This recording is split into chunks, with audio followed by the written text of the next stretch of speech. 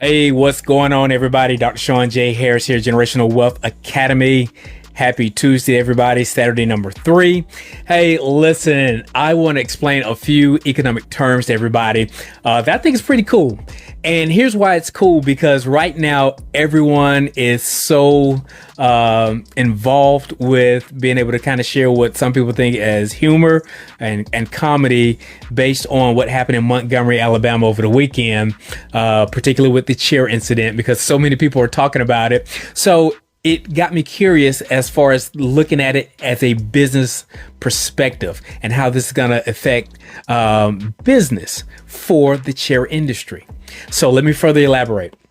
You know, a lot of people are making memes about the chair. I can tell that people are probably actually going out buying chairs just to make content, to make memes and stuff like that. But let's explain what's happening, because anytime you have any type of incident like that, where you're going to have a supply and demand concern, it's going to create a shift economically in that industry. So again, one person go out and buy a chair, this person go out and buy a chair, but collectively the volume of chairs are actually going to go up. And here's the deal. The chair companies recognizes this. Let me shift gears a minute. You guys probably remember a couple years ago, it was an award show, and Ray J was seen eating a cup of soup, a cup of noodle soup at an award show. And everyone went out and started buying cup of noodles, started buying cup of noodle t-shirts, and it actually increased business for cup of noodle. So that's exactly what's happening right now with the folding chair industry. So there's a thing called disequilibrium. Disequilibrium. Let me give you the definition. I'm going to read it exactly as it states. Disequilibrium is a state within a market-based economy in which economic forces of supply and demand are unbalanced. So here's what that means. It means that the chairs are now becoming more in demand and the prices are going up. So you guys remember supply and demand from social studies in school. But here's the deal. These stores are actually increasing the price of these chairs 2 and 3x the original price. So a folding chair may have been what, $4 or $5 before. Now these chairs are like $12. I went online and looked at a couple retail box chain stores, and they are actually increasing the prices of these chairs because of the anticipation of knowing that people are going to go out and buy 1 or 2 chairs just to make a silly meme, never to even use the chair probably. So what that does, it now goes into what's called elasticity.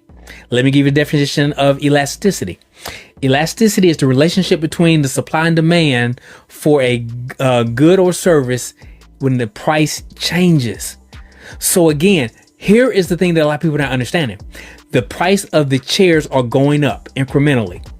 But here's the deal. The chair prices will never go back down. So now, because of a humorous event, it's creating an economic shift where now the price of chairs are now permanently increased. So you have to understand economics. Economics understand people and people behavior. They know that silly events like this is going to lead to an increase of chair purchases, which will drive the volume, which increases the price that will never go back down. You guys remember a couple years ago, the little egg crate challenge. People were going out getting the egg crates, buying the egg crates, getting them from schools and dairies and all this kind of stuff. But it drove the price of egg crates. So when we do things that we think are humorous, you have to understand and see the economic dynamics behind what's happening. See, it's funny. We see the memes. I'm going to be very honest. There's some stuff that's like cracking me up. Some of these memes are absolutely hilarious. But you also still have to understand what's happening in an economic sense and how that trend affects everybody. Now, when you decide you want to have a family reunion and you need to buy more chairs, you got to pay a higher price now because of a humorous event that shifted economically.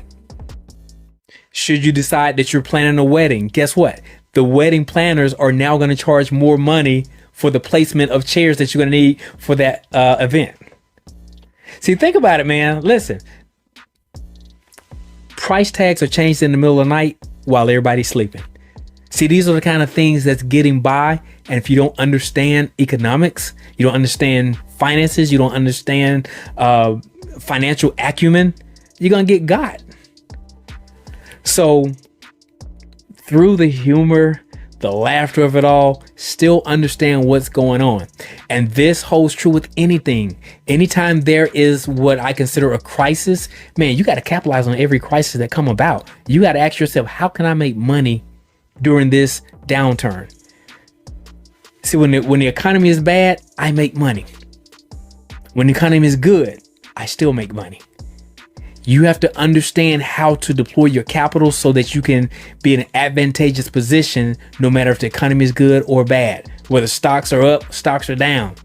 Whether we're going through a recession, inflation, it doesn't matter. You have to have the wherewithal and the knowledge to understand how to capitalize and monetize in all these events. During the pandemic, man, my family, we got down financially. We wrote books, we wrote courses, we started companies. It was like flawless for us, other than being able to get some toilet paper on demand. But aside from that, we really capitalized during that time.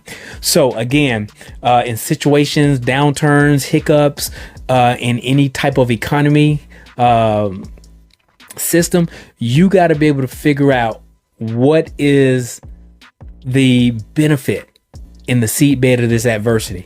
How can I capitalize on it? So don't ever let a good crisis go to waste.